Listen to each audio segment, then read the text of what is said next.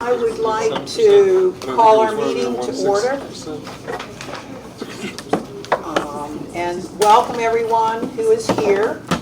The very first item on our agenda today is consideration of agenda amendments. Do I have any? Yes, ma'am, Madam Chair. I would like to motion that for item 7, the closed session, we amend the agenda to discuss the employment status of the library director rather than the leave status of the library director. All right. Do I have a second for that motion? I second. Okay. And all in favor of that? All in favor of that motion, please say aye. Aye. Any opposed? All right, that motion has passed. Are there any other agenda amendments that we need to pass? Madam Chair, if we could, I know that many of my colleagues on the board don't know this, but Sergeant Jim McLaughlin passed. Jim had worked so closely with the library boards. When I was chair in my previous time, it was Jim that came and went through all the libraries in Hanover County and also helped the other jurisdictions to, we put cameras in. And it was Jim that helped us identify and locate those cameras. You could not have met a stronger, the only way I can describe him as an ambassador for the Sheriff's Department and for the whole region. And if we could, I would like to have us take a moment of silence, just very briefly at the beginning of the meeting for his passing, and then we could pass that along from the library board to the Sheriff's Department and they could get it to his family. Great. Because he was, if something came up, you know, anyone that's been involved with the libraries know that we occasionally have to call the deputies department, the Sheriff's Department, and Jim was always the person that we reached out to in those instances. So, Okay, I will put that. it's a great loss. Okay, after we finish with getting the amendments to the agenda, then we That'll will be- do the moment of silence. And That would be I fine. agree Thank with you. that. Yeah, right up here. Thank you. Whoop. I don't want to speak. Thank you. Okay. I'll write that down, passed. All right. We will add that. And I don't think we need a motion for that. No, So, no, okay. I'm just asking for courtesy to do that. Okay. Any other changes to the agenda? All right, in that case, I need a motion to accept the agenda So moved. with the changes. Okay? Do I have a second? Second. All right, all in favor, please say aye. Aye. Opposed? Okay, so the agenda has been amended. And I think the very next thing then we will do is the moment of silence in memory of Jim McLaughlin? Sergeant Jim McLaughlin. McLaughlin, okay. So let's take a moment of silence, please.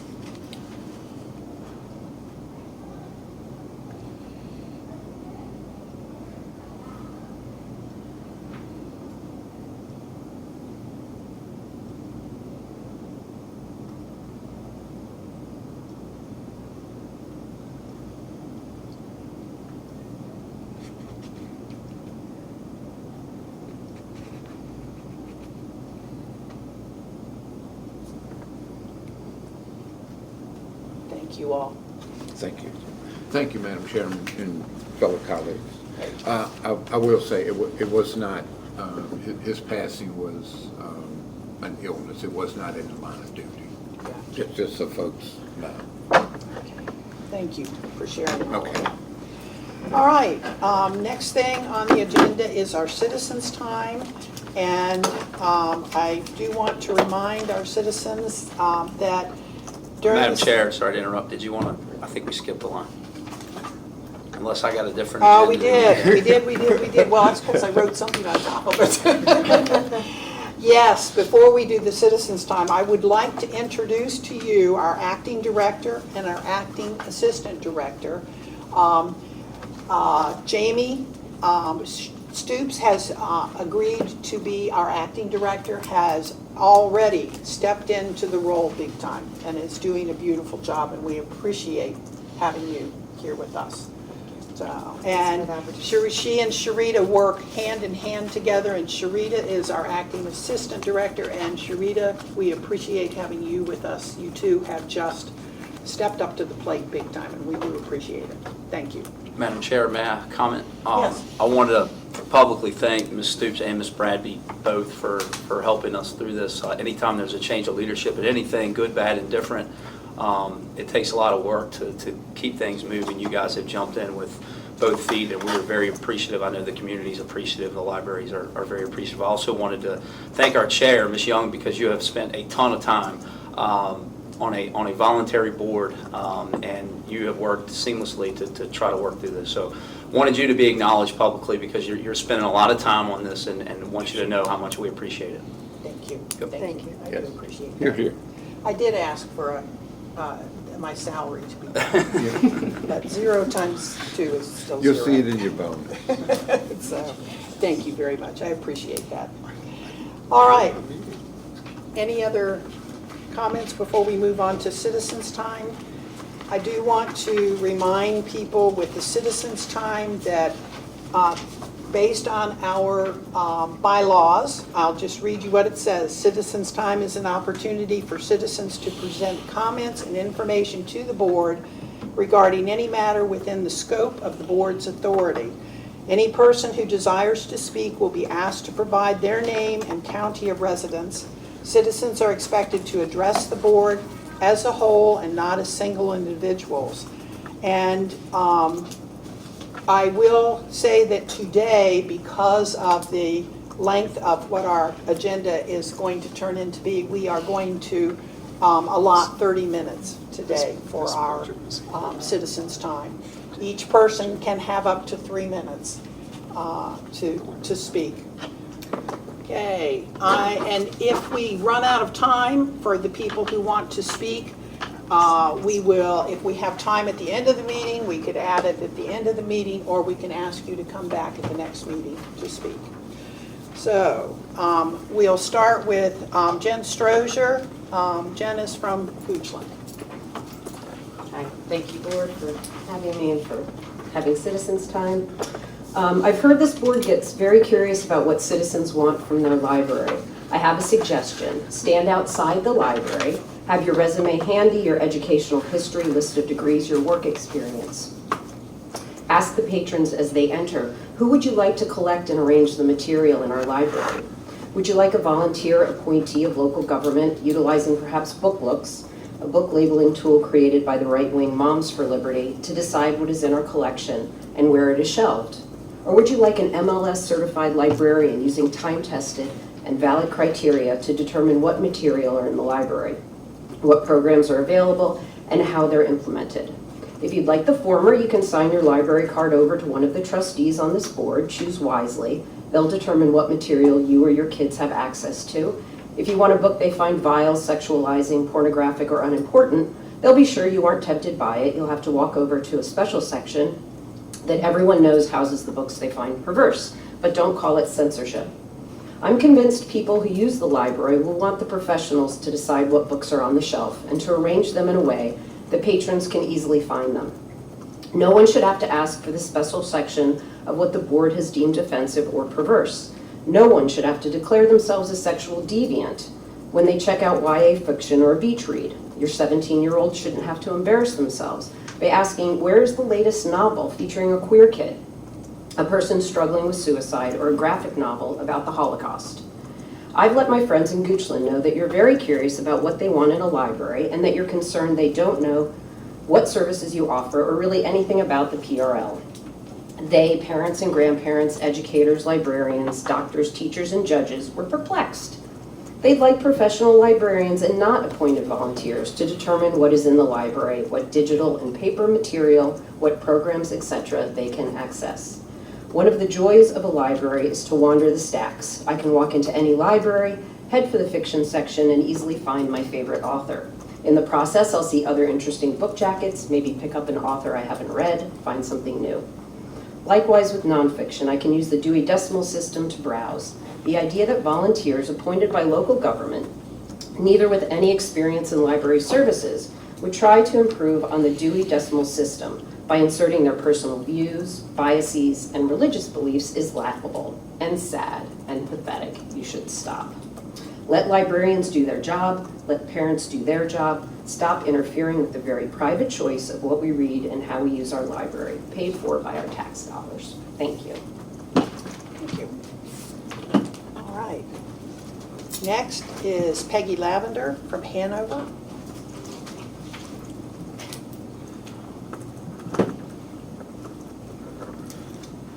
Good morning. My name is Peggy Lavender. I am a Mechanicsville resident and a longtime volunteer at our library. And I am speaking today to express my dismay and sadness about the resignation of Tom Shepley. For nearly 15 years, he served our Pamunkey Regional Library extremely well, guided us through COVID, provided services that weren't offered in other area libraries, thanks to him and his staff and their creativity and their dedication to the mission of keeping access and availability to information even in times of crisis. The library has grown, circulation has increased. The data proves that this is a highly functioning system, and the actions taken by this board are a solution in search of a problem. The micromanaging, the disorganization, the agenda being posted less than 24 hours before this meeting, it's all a tell to the chaos that is ensuing, and it's unnecessary and heartbreaking to see. There was a letter to the editor by one on your board, who I'm not sure she was speaking for the board, but it was a public letter to the editor expressing what she felt was going on with the Pamunkey Regional Library. So I would like to address her refutation of the letter that she was writing about. Her statement is saying that you're not interested in making decisions about the collection of the library when the proposed policy for collections is going to do just that. You guys are going to decide what books are going to be in our library, where they are, and how they will be accessed. So that was a falsehood in our public newspaper, and I would like you to at least be honest about your intentions. There is no reason for this board and your experience level to be interfering with professional, experienced, educated library professionals and their jobs. We are headed to dark territory, lawsuits, limiting of access, damaging our reputation and this beloved institution. And I am going to be here to highlight what we had and what we would like to keep. Thank you. Thank you.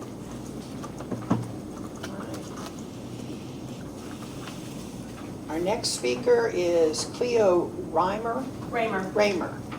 And Cleo is from Hanover. Yes, it appears I have missed a lot. One of the things that I am always bringing up is a request to have these meetings in the evening, so those of us who don't have 8 to 5 jobs can attend. I happen to be able to come today, but again, not often, and when I don't come, there's a lot apparently that goes on, obviously, and the minutes are not always posted in a time at which I can read them prior to attending. So that is my request again, that these meetings be held after 5 o'clock so other people can attend. I am also concerned that now that I am here, made my arrangements to be here, it looks like there's a closed session in the middle of the meeting, and I guess I'm a little bit concerned why we can't have that at the end of the meeting. So, we're not allowed to participate in it, which is fine. I don't have an issue with that, but why does it have to be in the middle of the agenda?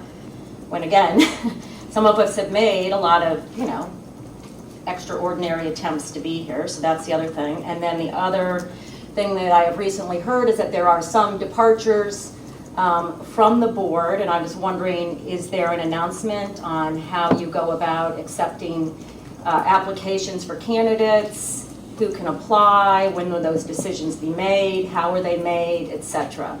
And so I would like to have a better understanding of, the process for replacing departing board members, especially since I may be interested in applying, and I hope that there's not a reason why I would be unduly excluded. So, thank you. All right. Thank you. Our next person is RJ Props. And RJ is from Hanover. In Canonsville.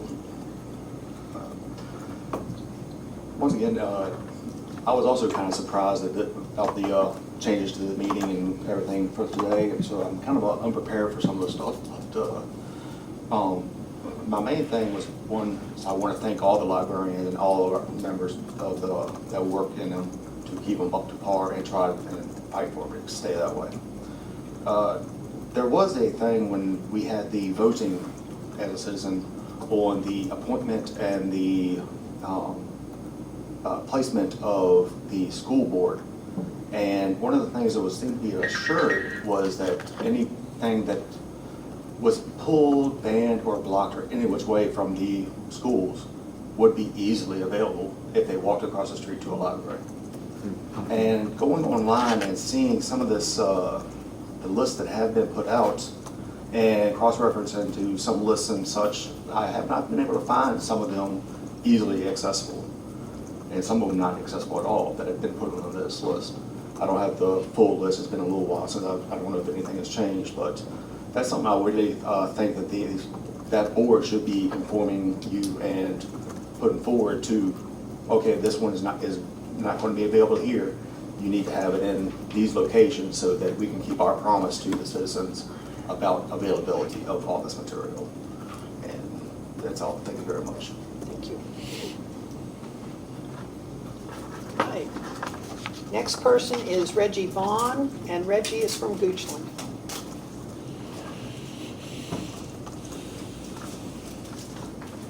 Thank you. I'd like to thank all of you to take your time from your life, your experience, and bring it here to be true servants of the people. That is, listen to us, hear what we have to say, weigh it with what you know that we don't know, and make decisions based on that. I and my wife have a 50-year experience with the Pamunkey Regional Library, Dawesville, Ashland, and now Goochland. My wife was on the bookmobile. I don't know if any of you guys remember that, but I understand the need for some changes. And I will tell you that if you went through the library and looked at some books, not just the ones you all are talking about, I would say they're a waste of paper. But do you take them off the shelf, or do you work with the citizens to understand what's in the book so they make a choice? Now, when I was a kid, school gave us a list. And there weren't very many books to choose from, and they weren't juicy either, doggone it. But my parents had read those. So with our children and our grandchildren, we read the books they read, and we try to tell them what's in the book. Not just the words, not just the title, not just the obvious, but what's the author trying to tell you. And sometimes these books are on the banned list. They're trying to tell us how it feels to go through what they're going through, which helps us to understand what they're doing. Some of it is just, like, okay, it's entertaining. But I'm a historian. I've used the library. I've used the lending library service for years. I've been to the state library. Richmond has a really good library. And I've gotten stuff online And that's really important to a lot of us to do our ancestry and things like that.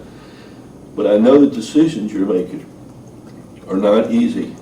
And I know you're considering what does it mean 5 years from now? Does it fix a problem? Or does it generate a problem? Does it cover up a problem that needs to be addressed some other way? Now, I'm one of those East Enders that live in the old folks' home. And we are a vibrant bunch. And when they say vibrant, we mean it. We are lawyers, doctors, farmers, engineers, and we're there. If you have questions and you want people to read books, we've got, I don't know, 5 or 6 book clubs. Maybe bring them the book, have them read the book, give you analysis of the book, and if it's that bad, help you burn it. You know, it just, we are here, and we are here to help. We don't want to hinder, we don't want to cause problems, but we all remember why we have books. The National Library is full of books that were given by Ben Franklin and Jefferson and a bunch of others because books were expensive, and that's how information was passed, was through books. Don't take our information. I won't have anything good to read. Anyway, thank you for what you do. Just please be prudent and careful, and remember, you are servants of the people. Thank you. Thank you. All right. Are there any other folks who want to speak? I think we still have some time, if there are. If not, there is another clause that is in our bylaws, and I'm going to read what it says. It says, "The board may respond at the conclusion of citizens' time to comments or questions offered by citizens and information that is readily available in response to citizen comments may be provided at this time." And so I'm going to open it up to board members. I will start this. First of all, I want to say the question about evening meetings, we've had it on the agenda. It is on the agenda again today, and we will cover trying to see if we can do some evening meetings. It is not something that we have not been thinking about. I want you to understand that. Also, you asked how do board members get appointed? It is up to each county. Right now, Goochland County has 2 representatives, Hanover County has 4 representatives, and King William has 2 representatives. And those are appointed by the boards of supervisors, and it is up to the boards of supervisors to determine the criteria that they are looking at. I think they run pretty standard across the divisions, but that's where the appointments are made. And so you would need to check with your probably online at the Board of Supervisors to see what, if they have an application or. Are there announcements made about the openings? I think there are. I'm Sure, turning it happy over to Jim Taylor from Hanover County, work in the County Administrator's Office, and we are actually working on a project right now regarding all of our boards and committees to make sure that they're on the website and that folks can go there and search for various boards and committees, and also find out when the terms are and when openings are coming up. Currently, we have what's called an interest form that's available online, and so any resident can fill that out and send it in, and then we share it with our board of supervisors members to let them know the person's interest. So there are no vacancies that have currently been filled? Not. All of Hanover seats are currently filled. And all of Goochland's are currently filled, and King William has an opening, but I don't know what they're doing as far as the process, other than we encourage them to get somebody in place as soon as possible. Okay, thank you, appreciate that. Okay. Are there any other board members that had questions or comments? If not, I think then we will move on to the next piece of business. Our next piece of business this morning is a presentation by PB Mayers on our FY 2023 audit that is now complete. I'm going to ask Christy to introduce folks to us. Christy and Barbara Sloan and Mary Shipman were the 3 people who have been on our ad hoc audit committee. They worked with the previous company, Cherry Beckett, on our 2022 audit so we could get that one done. That got completed in December. We then found out that we needed to reestablish that committee and work on the 2023 audit, and that is now complete. We are going to hear some information about that in a couple minutes, but I will turn it over to Christy, who is kind of the lead on that committee, not kind of, is the lead on that committee.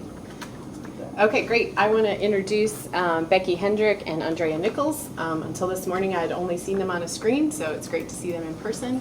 I want to thank them and also publicly Ms. Shaver and Mr. Catron for helping us move this audit through and get it done. So we're excited about that and excited about your presentation. So thanks for joining us and driving. Thank you.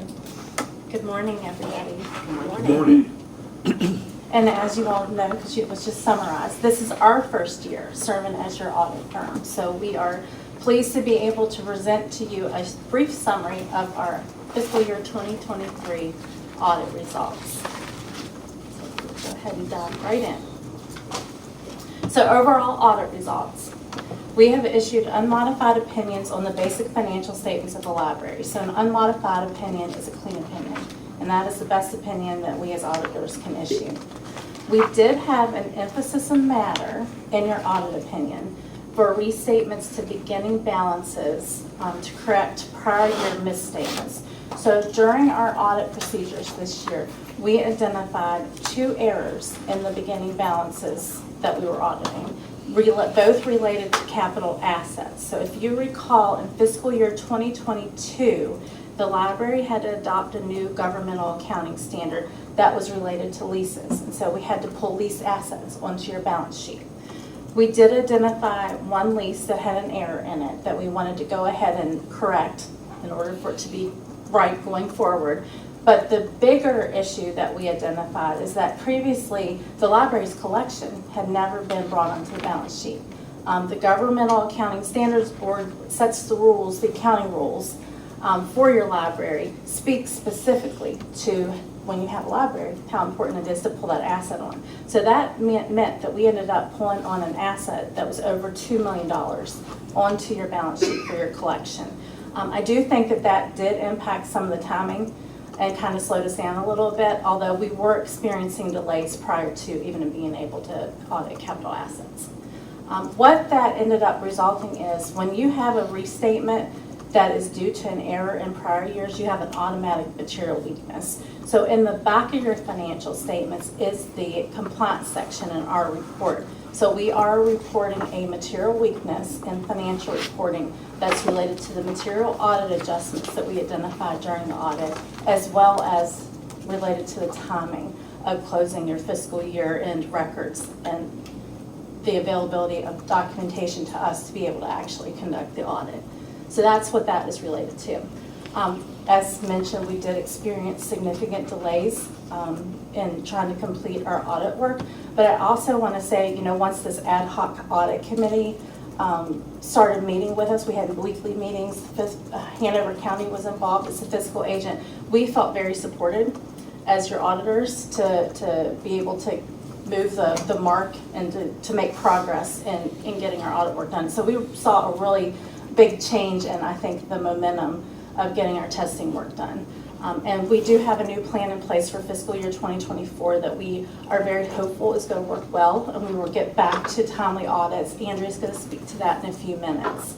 But I think that takes care of slide number 1. So slide number 2, one of the things that we have to report to or remind you, as you all are those charged with governance, is that there are some areas in your financial statements that are estimates. And so some of the key areas that have estimated balances are your capital assets, because you're never really quite sure how long an asset's going to live to be in service. So that's an estimate, the useful life, as well as our lease and our subscription assets. So this year we had another new governmental accounting standard to adopt, and that was related to subscription-based information technology arrangements.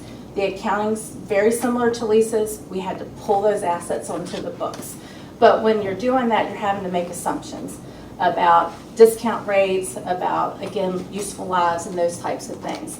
And that affects the calculation when you pull those things on at the net present value. So we just have to make sure that we remind you that every year. And then, of course, your retirement and your other post-employment benefits liabilities, those are based on actuarial results, which is a lot of estimates.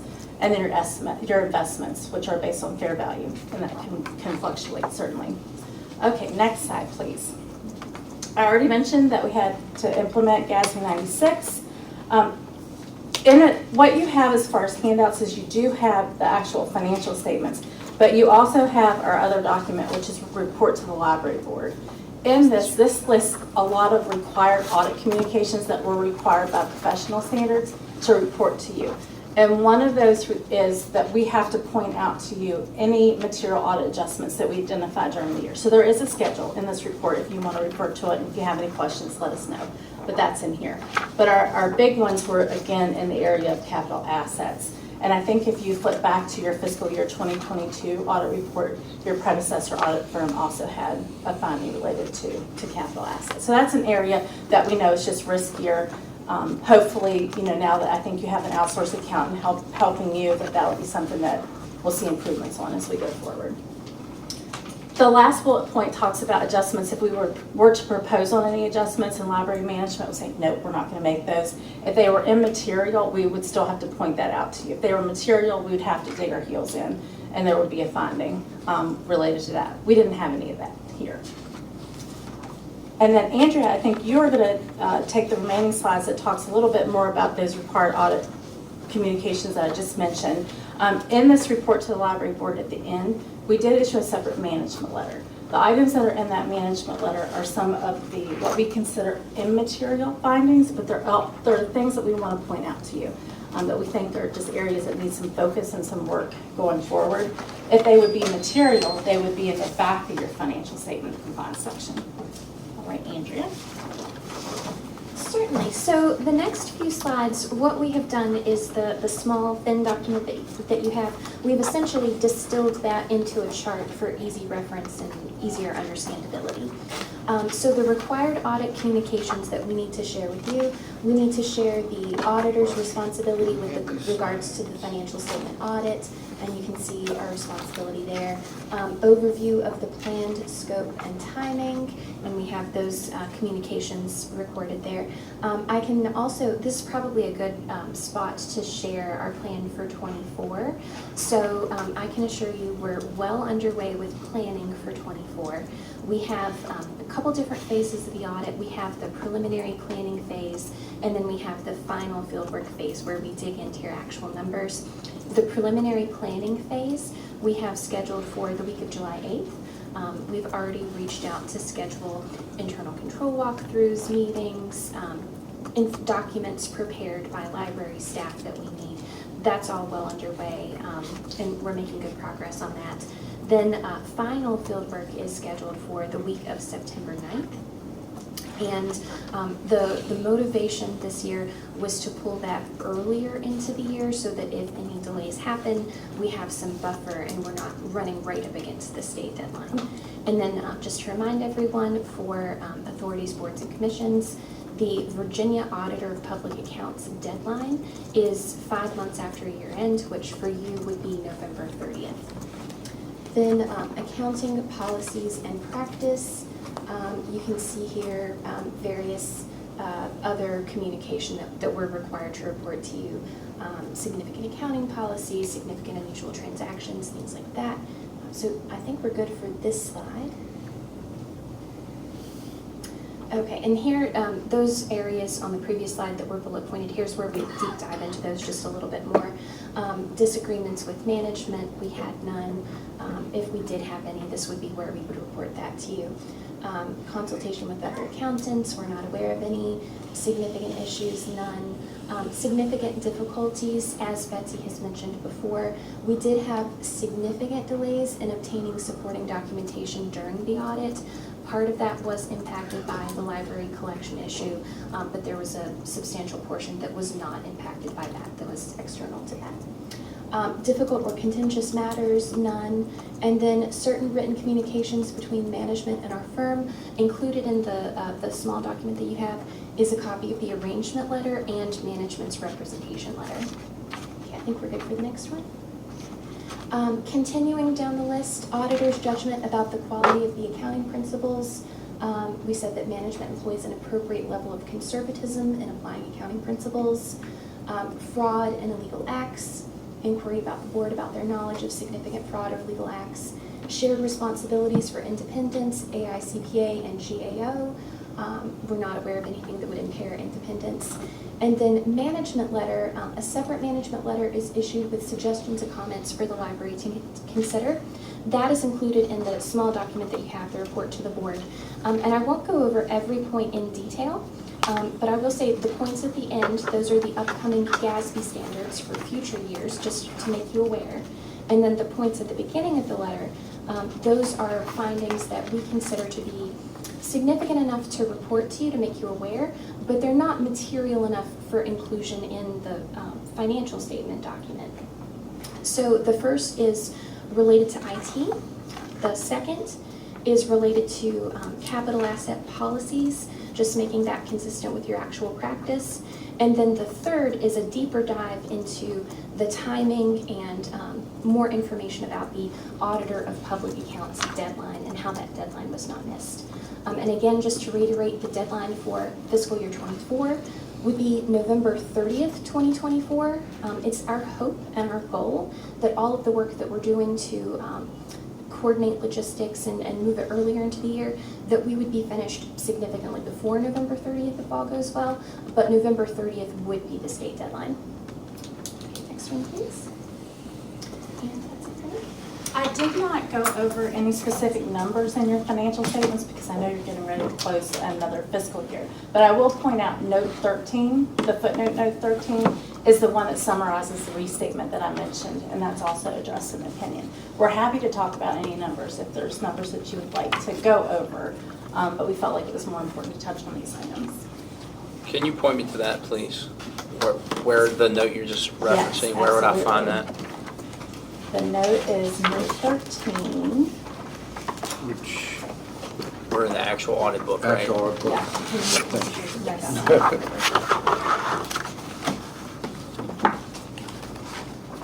And just to clarify, I think you mentioned earlier that the change to pulling the collection policy in was a $2 million Supplemental change, you and said? Yeah, and now you'll see that in note 13, as soon as we give you the page number. Notes. I do have a question. Could we get copies And of actually, if you just the want that page. slides? Absolutely. Okay.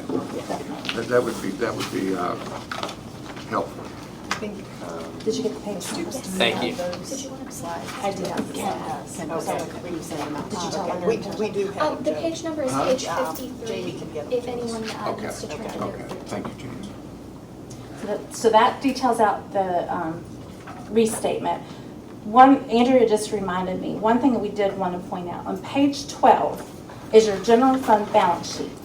So we have our assets and our liabilities, and then the bottom section is our residual, which is our fund balance. The numbers that are reported there are the same as last year because no action had been taken by the board during fiscal year 2023 to update balances for committed fund balance or assigned. So that's one of the things we just want to put out there because I think that would be an action item for this year is to take a hard look at that and see, what numbers need to be updated. So right now, those amounts are the same as the prior year.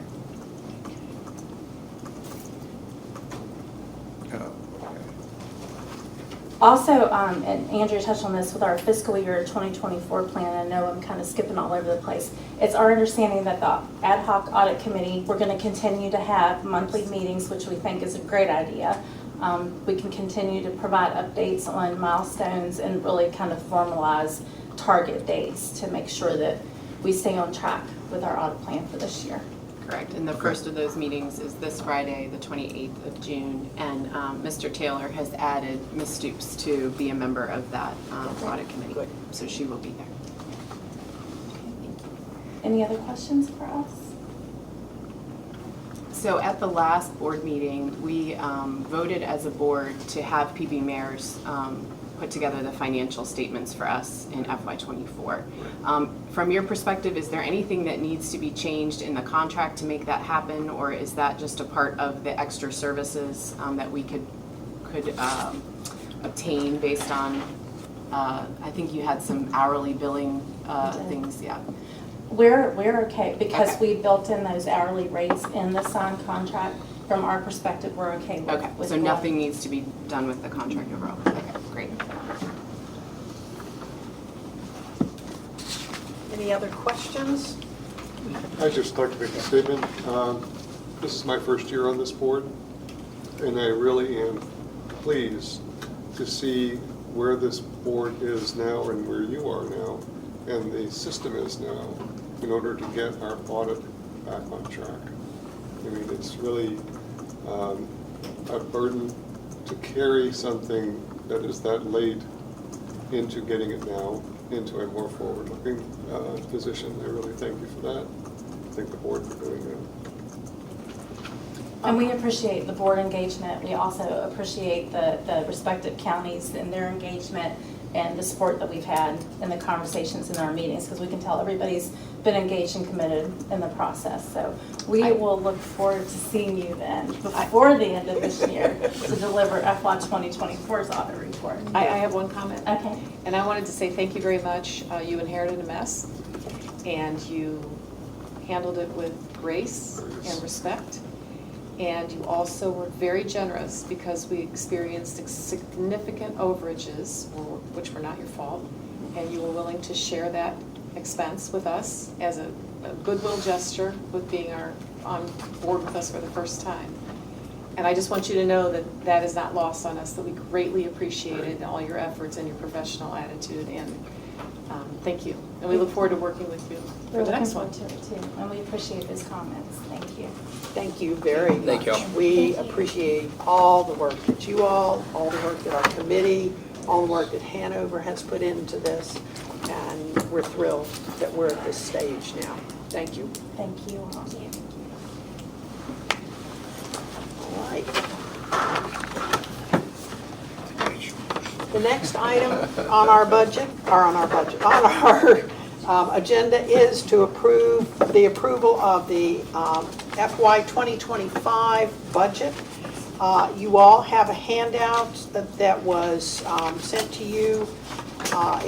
We've had that, and we have that again. So I am going to open the floor to any kind of questions, comments on the budget before we take a motion. Does anybody have any questions about this budget? I do.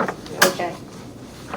I would like to request that, in the interest of clarity, that we go over this budget line by line to make sure everybody's on board with exactly what we've got here, and do it quickly, but just so that, if that's okay with all, I'd like to really understand every line item. Okay. Let's start with the revenue, and I'm going to kind of combine a couple of these, Barbara, if that's okay with you. Goochland and Hanover, you notice the increase that each of the counties has agreed to, and that increase, and I'm going to state this, and I don't know where Ken is. Okay. I couldn't see you. If I misstate, please, or same Jamie, if I misstate something, please say, what it is. That these increases come from the 4% raise that will be given to each of the employees across Pamunkey. And then, of course, King and Queen is 100% minus, because they, as of June 30th, are no longer with us. King William approved only their the budget as it was last year, and because of that, we've had to cut some hours in King William, but there was no increase. They did not approve an increase. State aid, this is I believe a typical increase that of revenue that comes from state aid. I do know that the application for all of that went in, and it went in on time. Other, I can't explain other. I don't know what that is. Other is a combined revenue source line that includes our fines that are collected at the branches for late returns, damaged and lost material. It does include, which is a lot harder of an estimate, donations. And it does include a very conservative estimate for investment income for the year. And our increase of 20,000, we've had here now 1 or 2 good years in regards to investment income. We generally lean on Hanover for that information, so it's been adjusted for that. But it is still a conservative estimate. Great. Everybody okay with that? Because that makes sense to me. Okay. Expenditure refund. Expenditure refund is the data services that we provide here, our internet services. We do get a discount back on that, and that is that calculated expenditure refund by the outside source called E-Rate that we use that helps us file and secure that funding. Okay. All right. And that moves us, and then the reserve fund. The reserve fund is money we will be pulling from the fund balance to cover expenses. For FY25, we are proposing only using the reserve fund to cover the lease expenses at the administrative building across the street. Lease expenses. May I have I Yes. have a question Yes. about revenue? Okay, only because I had two copies that did not match up. I have a question about King William. Okay, the just- 2 copies you have, the first one I think was a 5% raise for everybody. The second, this copy is 4%. Okay, so Does that make any difference? That's, okay. So which one is, the one with 1.17% bottom line is correct? Yes. Right. And just to clarify, This is not the right one. at one of the meetings in May, we talked about the need to look at overtime and exempt and non-exempt people. So this, what we were given today, does not include that. Is that correct? It's just the 4% It is from just both the 4%. localities? Okay. That will be something the board will need to consider in 25 as we progress forward. Okay, and do you know, did we go back at all to the counties to ask if we could keep that extra money, or did that not happen? Just, okay, all right. Can I ask a question, Yes. Madam Chair? Yes. The 4%, is that a county decision on raising salaries 4%? And why is that? Do you want to take that first, or? I'm glad to respond. I was to say, I know that Tom would reach out to the counties to understand what their merit increases would be for the next year, and use that to determine what the library would decide on. Yeah, that's right. I think in our experience, Pamunkey Regional Library has tended to follow Hanover's lead because we are the largest locality of all the members. And so in our case, we are having a 4% salary increase for our employees next year as well. So does that help? Well, how answer? do you determine that for the county, the 4% need? It's based on a number of factors, kind of what's happening in the region so that we can remain competitive, what we're finding in terms of our ability to recruit staff and retain them, what our budget will kind of permit in terms of the revenues that we have coming in. So there's a process to it. I would say there's many factors that go into determining what we're able to do for the budget. Of course, our budget's been approved for several months now. So. And just to let you know, I think Goochland's is a 5% raise this year, and King William, I think, had no raise. At the end of the At fiscal the year. end of the Yes, fiscal they did year. a mid Yeah. raise in December. Right. Does that help? Well, the question I do have, so there's nothing in this raise that relates to performance, staff performance. It is related to merit. So every PRL employee annually gets an evaluation. We're in that period now, finishing it up for this year. And merit is based on their proficient evaluation, But everybody gets a 4%. as long as they have a proficient evaluation. If they're below proficient, Okay. they would not receive. All right. Okay. The 4% is just a budget number. Right. I would imagine, you Right. correct me if I'm wrong, that there are cases where somebody gets 2%, somebody might get 6, or is 4 capped? It has varied. Okay. But the budget is from just year set to on year. that number. Correct. All right. I think the estimations on either side are still factored into 4% on average. Okay, that makes sense. Good. I got that. Any other questions on that part? All right, let's look at expenses. Under expenses, books and materials, there is an increase of $25,805. I'm assuming that is because there's an increase from the companies that we work with for the books that we purchased. Continuing education actually dropped $1,000 from $20,000 to $19,000.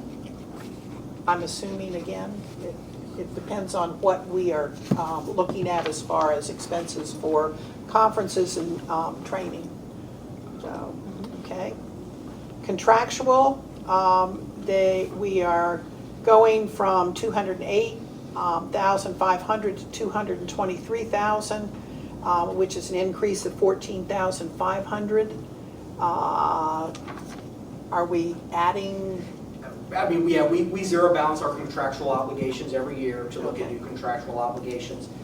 So you are seeing here, this would offset the cost for Ms. Shopper for FY25.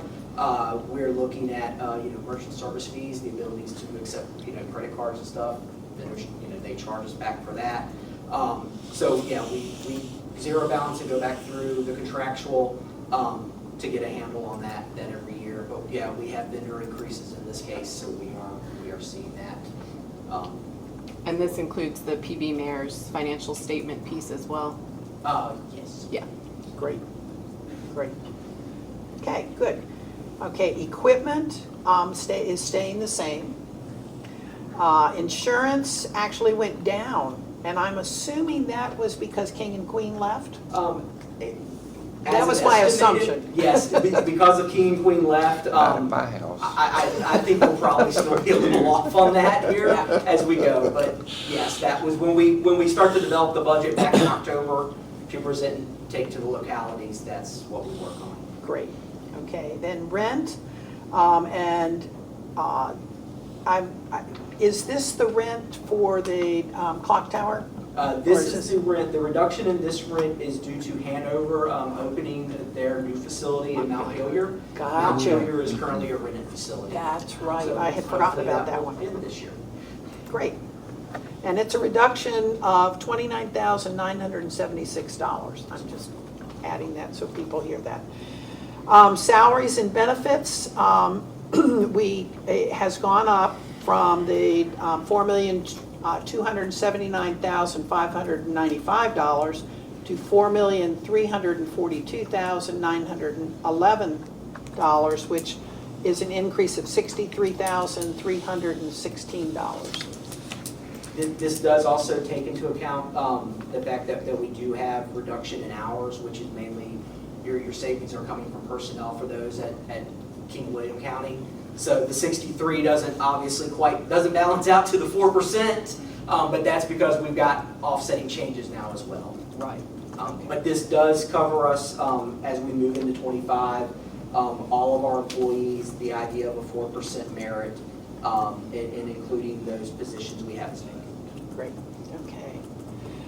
And this is probably out of context in one respect, but is there a possibility of going back to King William at any point? At this point, we're not there. We're not there. Okay. I would, if they would, want to full fund us, I wouldn't say no. Yeah. And I believe that has happened in the past. Yeah, so, okay. I'll keep moving down on expenses. Supplies actually has gone down, and again, I would is that because of King and Queen? We are estimating because of community. Okay, that went down $4,350. Telephone has also gone down by $3,200, which again, I think is probably King and Queen. Utilities has gone up right along with everybody else's utilities. But it's only gone up $5,278, okay? And then vehicle has actually gone down $700. Is that a difference in the mileage for going out to King and Queen? Yes. Okay, okay. All right. Any other questions? I do have one question. Yes. And I don't know if, I don't know if it's a stupid question or not, but when money is budgeted for a position, and the position is not filled, does that money roll over into the next year's budget, or where does it go? It would be in the fund balance, and then it would be up to the board to reappropriate where they wanted that money. So that money goes right into the fund balance? Yes. Okay. Yes. You would see, I mean, as we get near to the fiscal year, which we're almost here, you would actually start to see, well, our change in fund balance, and I can calculate where those savings. Our savings this year will be in personnel. That's pretty good. All right. Thank you, Ken.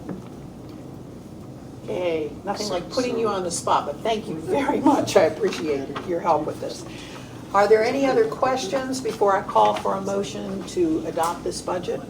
I just wanted to reiterate, it's not a question, but a comment. PB Mayor's mentioned that we need to look at our fund balance and kind of make some decisions on that, so we need to make sure that that gets on a future agenda to be able to address that. Okay.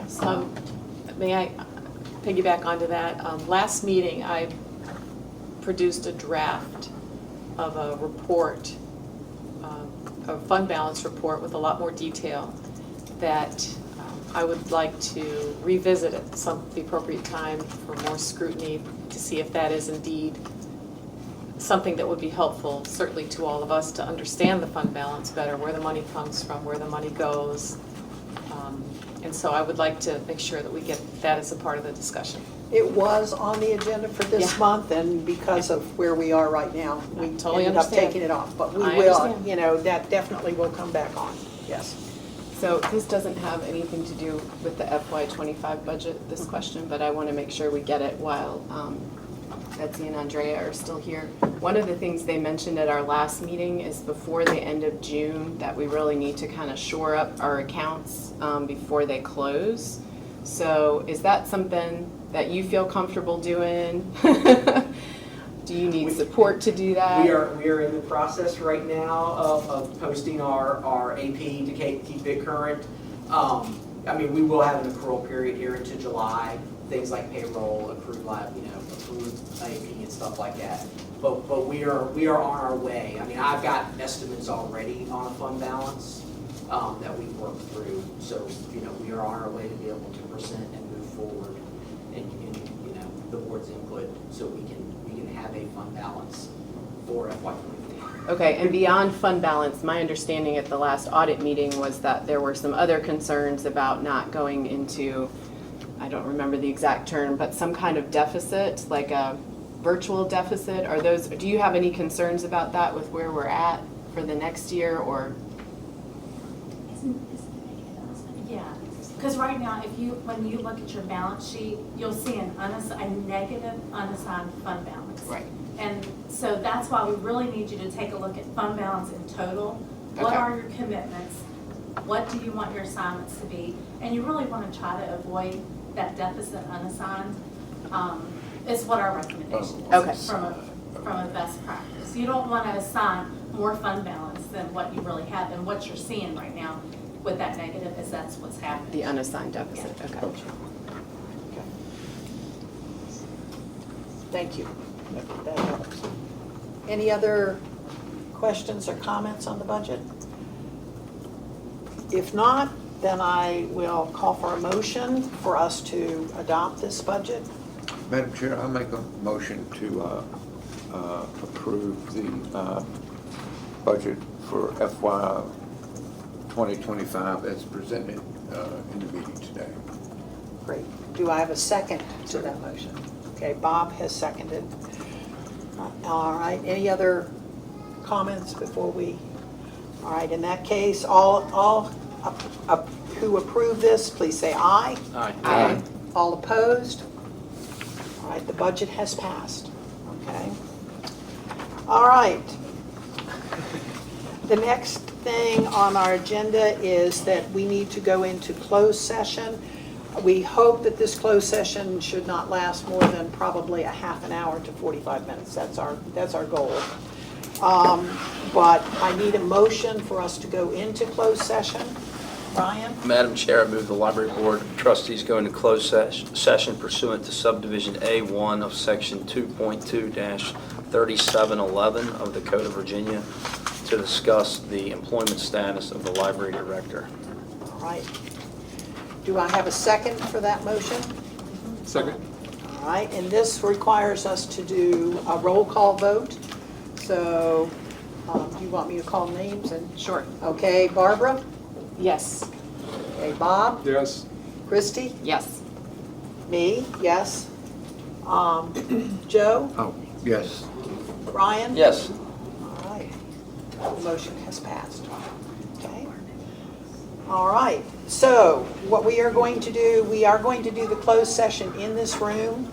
So we are going to ask that people find a place to, if you want to come back for the rest of the meeting, to find a place to sit in the library. It's a wonderful location. And we will. Okay. I don't know how much more of this. We waiting on anybody to else? get through. Good? We're waiting on anybody, we good? I think we're Okay. good. I think we can go ahead and start. All right, we are going to come back into session. Ryan? Madam Chair, I move the Library Board of Trustees certify that, to the best of each member's knowledge, only the public business matter lawfully exempt from the open meeting requirements and so described in the earlier motion by which the closed meeting was convened, was heard, discussed, or considered in the closed session. Do I have a second? I'll second. Okay. We will do a roll call vote for this. Barbara? Yes. Bob? Yes. Christie? Yes. Me? Yes. Yes. Joe, yes. And Yes. Ryan? Okay. So the motion has passed.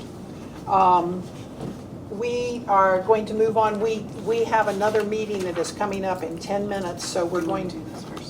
Yes. Yes, I think we'll go ahead. We're going to kind of change the order of a couple of the things in our in our agenda. One thing we're going to do now is a motion that Bob, do you have a motion that you could give to us about communicating with the library director? Does he have to close the meeting that we just had before this group? We just did. We just did that. Okay. Okay, this is a motion to communicate with the library director. I move that the Board of Trustees authorize the board chair and vice chair and any other agent or representative of the library they may designate to meet with the library director to finalize the term of his resignation from service. Do I have a second? Second. All right. Do you want a roll call, or do we think we can just do a vote? I think we have to. I think we can just do a I vote. think, yeah. All those in favor, please say aye. Aye. Opposed? All right. Okay, next thing we need to do is the consent agenda. And on our consent agenda, we have 3 sets of minutes. We have the financial package of the financial report, the warrants, the monthly deposit record, and the fund schedule. Do I have a motion to accept the consent agenda? So moved. All right, do I have a second? Second. All right. All those who are in favor, please say aye. Aye. Opposed? Okay, so we have accepted the consent agenda. The next thing on our agenda is the director's report, and we've all had a copy of the director's report, but I'm going to let you, yes. I will be as brief as I.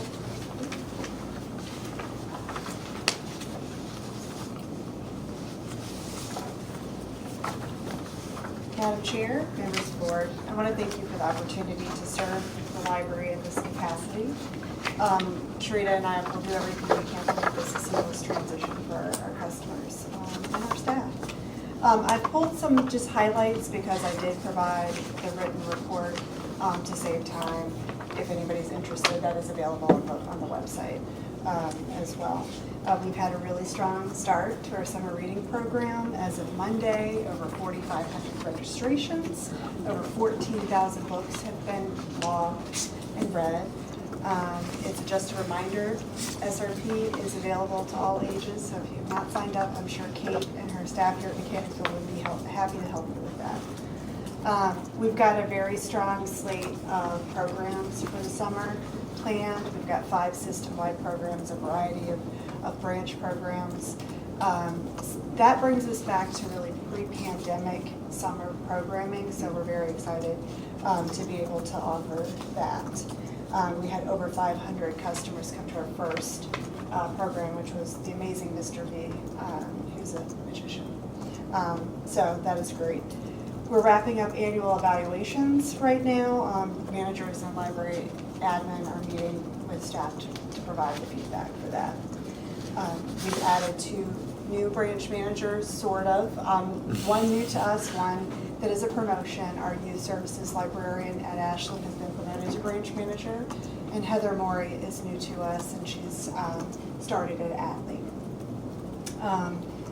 I don't need to talk about the audit information because we've already discussed that, but there is a kickoff for next year, the 24 audit scheduled for July 8th.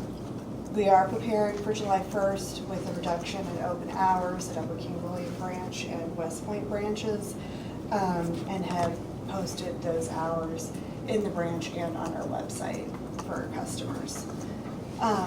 I just wanted to mention, as their terms on the PRL Board of Trustees are ending, to thank Mary Shipman and Trish Simpkins for their service to their community on the board. Lastly, I was also saddened to hear of the loss of Sergeant Jim McLaughlin with the Hanover County Sheriff's Office. He supported PRL in a variety of ways.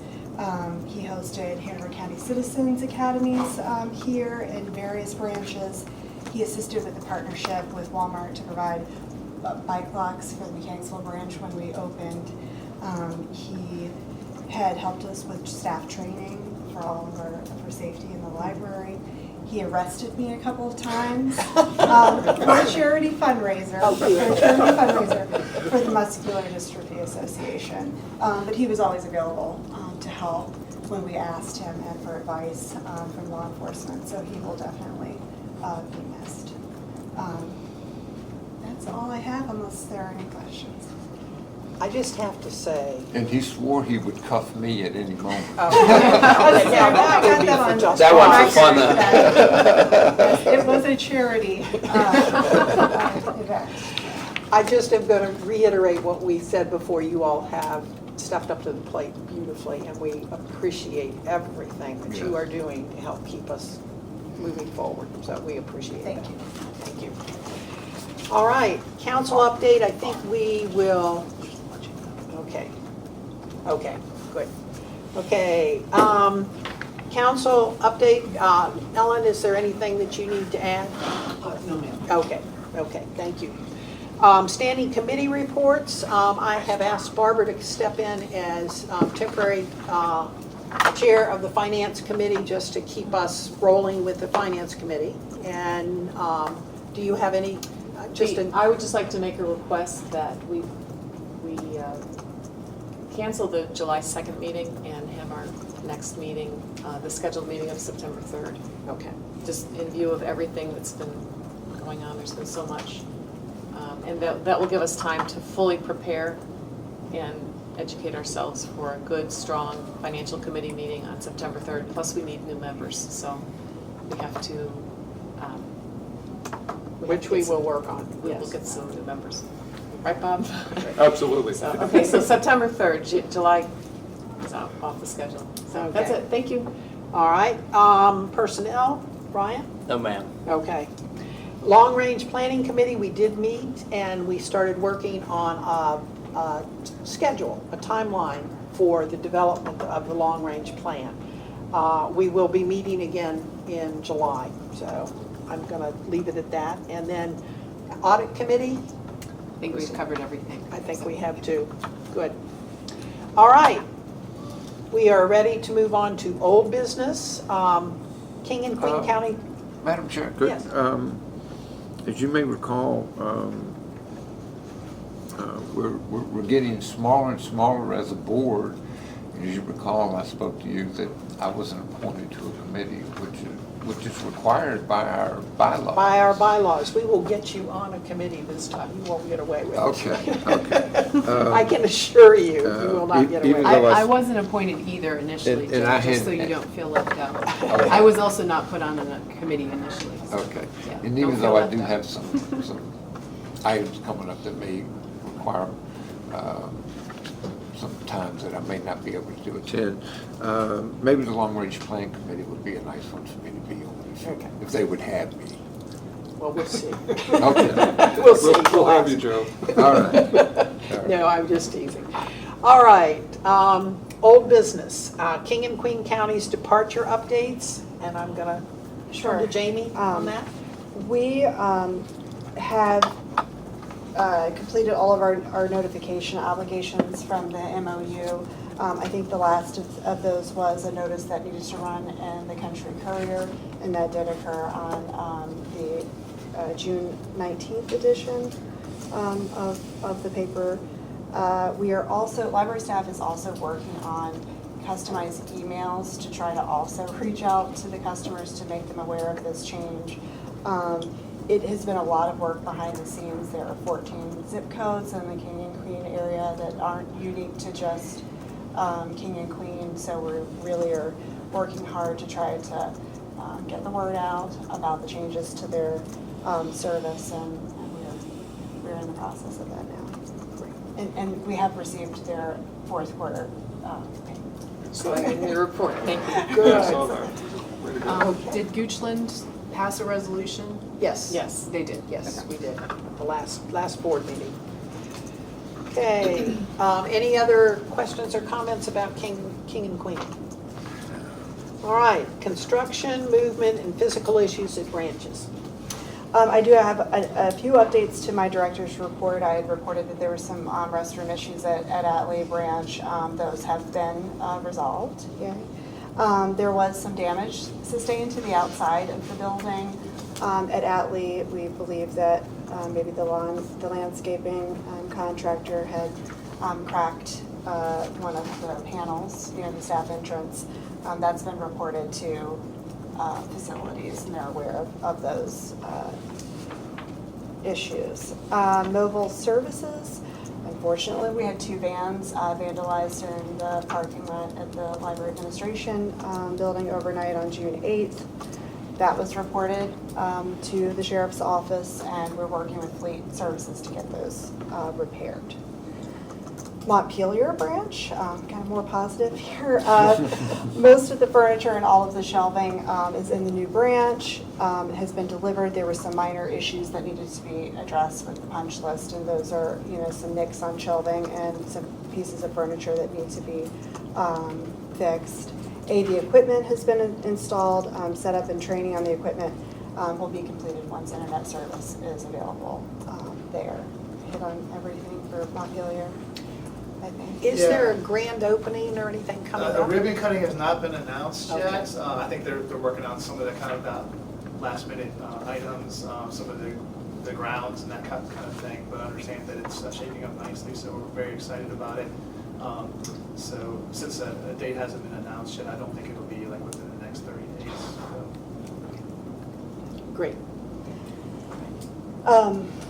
Upper King William Branch, an update to my written report. We did have to close the branch a few days for a gas smell that was coming from the tenant next door to the library. Unfortunately, on this past Friday, the 21st, we had that issue again and needed to close the branch. And the business on the actual other side of that tenant, it's like an auto body, so it's like a gasoline smell. Had to close as well. We've spoken to the landlord. He's assured us that this issue will not happen again. It is unfortunate that we've had to close to the public because something that is not in our control. Jamie, question on that. Sure. Do you, those employees that lose hours, are we able to compensate them when something like that comes up outside of their control? Yes, we typically, and this would be the same for like a snow closing Okay. or an unexpected Okay. closing, that we pay people for their Very good. schedule. Good deal, thanks. Good.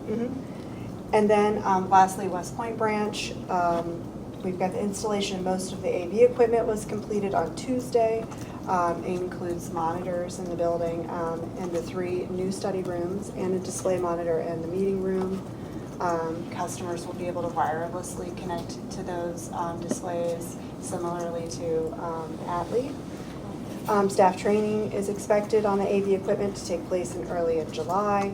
The last of the new furniture there will be delivered on Thursday, which would be the manager's office desk and staff break room table. And that's another one to ask about grand opening. Are they planning anything? We're going to coordinate with King William County about that. Okay, Wednesday. great, thank you. All right, good. All right, possible evening board meetings is the next item on the agenda, and this obviously has come up to us from folks when they take off time to try to get to our meetings, and the discussion has been maybe having an occasional a board meeting that we have in the evening, not all of them, but maybe like once a quarter or even twice a year or something. Any discussion on that, or does anybody want to place a motion? Well, how about I'll start the discussion, Madam Chair. I've received a number of emails of folks asking us to bring this up as a discussion item for the board. I know it's something different than what we signed up for. We signed up to meet during the daytime, but there are a lot of people that are more interested in what happens at our meetings now, and a lot of folks have 9-to-5 jobs, and this makes it tough for them to attend. And I think, like you say, 2 a year, once a quarter, would be an opportunity for us to show that we are interested in hearing their input. And that we're particularly listening. citizens' time, and to have them see some of the work that we're trying to do. And I know it's tougher for some of us than others. I'm retired. I can come anytime, and I prefer it night rather than 10 o'clock in the morning. But anyway,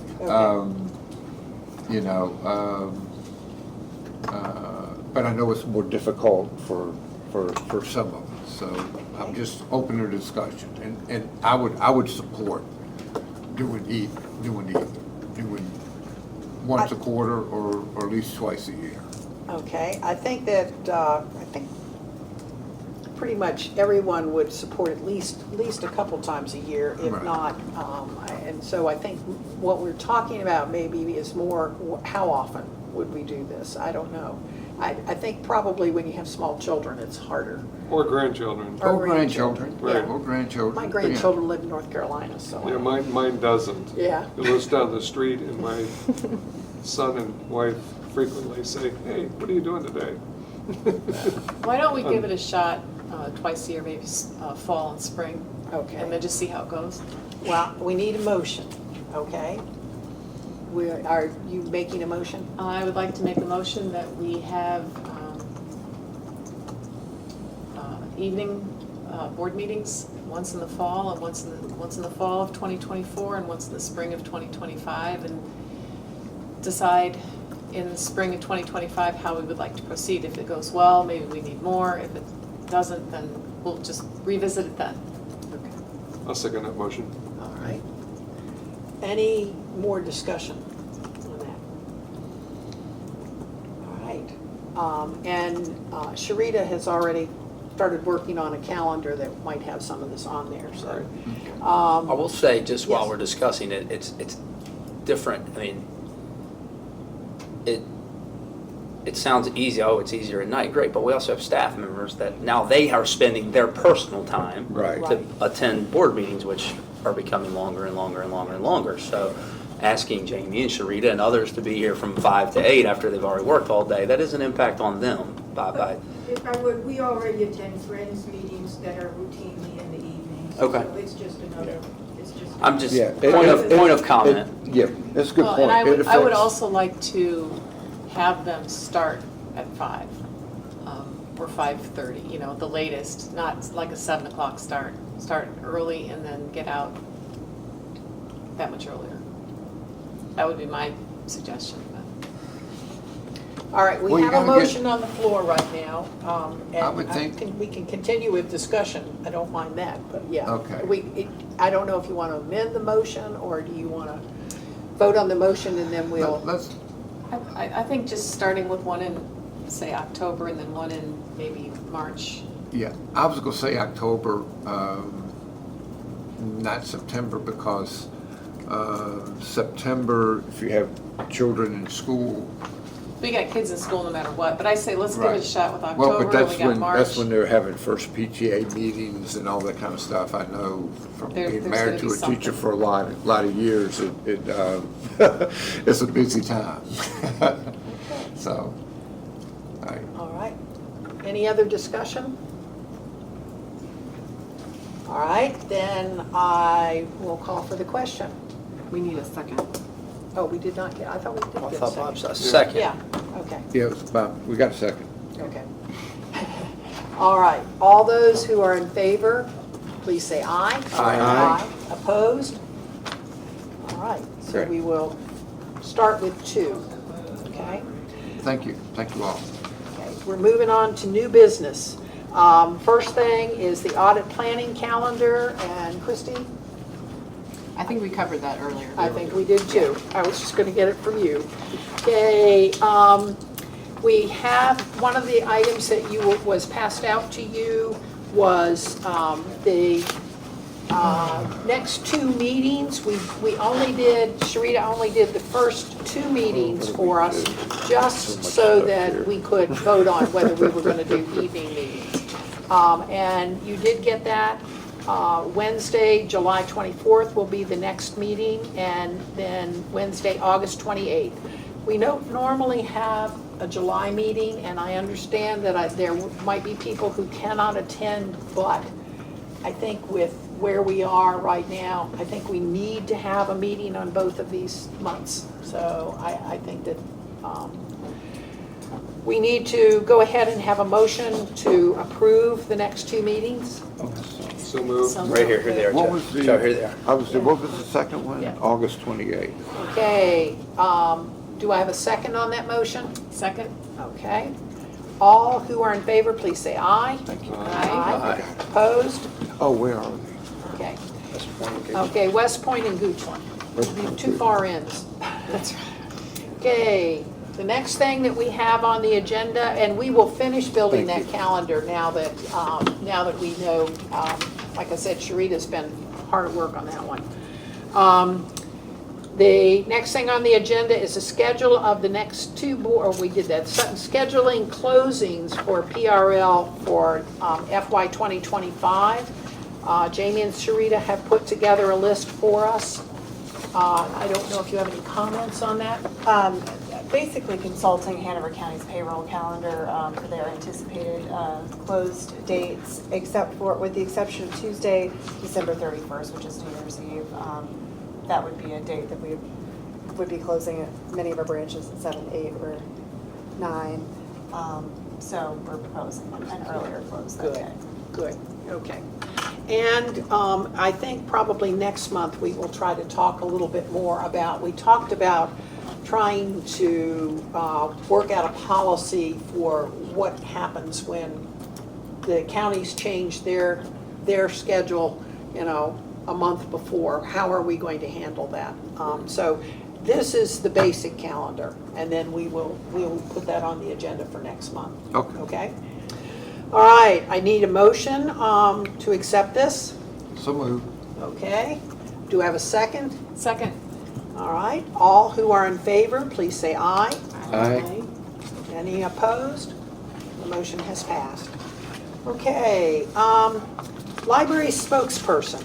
This has come up. We have news, we've had some news people who have asked for interviews and so forth, and we wanted to designate a person who will be the contact person.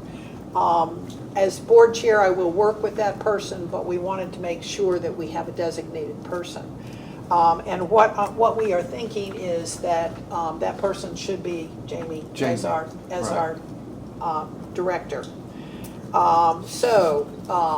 She just went pale. Yeah, I know. I'm teasing her. Okay, I'd like to make a motion to appoint spokesperson for the library. I move that the board appoint Jamie Stoops as the official spokesperson for the Pamunkey Regional Library. and I think when we do that, let's put Jamie Stoops, acting director, in there. Acting director. I think I ought to have your Acting title in director, there. Okay, do I have a second? Second. All right. Any other discussion on that? Nope. Okay, all in favor, please say aye. Aye. All opposed? Okay, that has been passed. All right, the next item on our agenda for the new business is a change to quorum requirement. As the changes are occurring with the size of the board, right now we have a definitive number of 6 in our bylaws for a quorum. And so we felt that we ought to be looking at doing a percentage and not based on a specific number. So I'd like to I'd ask for a motion about a way to do that. And Bob, So, I'm going sorry. to? Yeah, if you could. All right, I would like to make a motion that we amend our bylaws, section 2C, to say a quorum at any meeting shall consist of a majority of trustees seated on the board without consideration for established but unfulfilled seats. And the change to be effective at the next board meeting. Okay, With the change to be effective at the next board meeting. thank you. Second. All right, good, thank So, you. I'm sorry, I couldn't, I did not, so. In other words, if we have 6 people. So we'll have, presently we'll have 8. Yes, So 50%. You'd have to have a majority, so 5 would equal a quorum. You'd have to have 5 5. would equal a quorum with that. Okay, you know. but we'll leave it Yeah. at 50% rather than. Well, but majority. The majority. Majority. Right now, we only have 7 because we only, Well, I understand that, we only but- have a King William, one King William person. Right. Okay.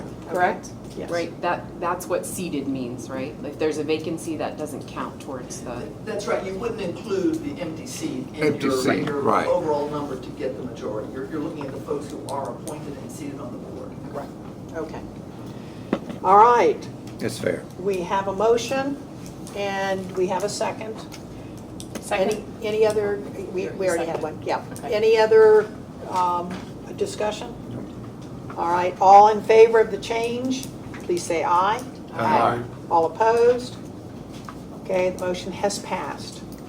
Okay, and just this last item on new business, point leave status of the library director of our, we did receive the resignation from Tom Shepley, and we are still in the process of dealing with that.